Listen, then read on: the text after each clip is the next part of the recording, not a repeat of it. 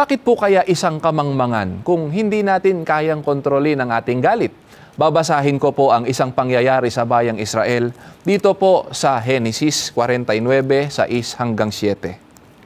Hindi ako papasok sa inyong kapulungan, hindi ako sasama sa pagtitipon ninyo, sapagkat sa inyong kagalitay pumatay kayo ng tao at lumalapa ng mga toro kung maibigan.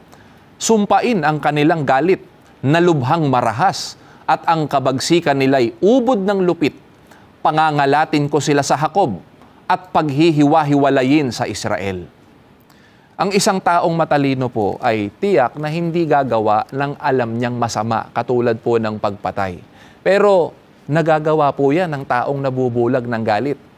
Ilan na po ba ang nasangkot sa traffic altercation na nagsimula lang naman sa simpleng bagay na humantong sa pagkamatay at pagpatay sa kapwa dahil sa hindi niya nakontrol ang kanyang galit? Marami na rin ang pangyayari na nadamay sa ganoong sitwasyon ng mahal nila sa buhay na kasama nila sa sasakyan, di po ba? Kaya tama lamang po na mabantayan natin ang sarili natin at matutunan po natin ang pagpipigil. Hindi lamang po sa kalsada, kundi sa lahat ng pagkakataon.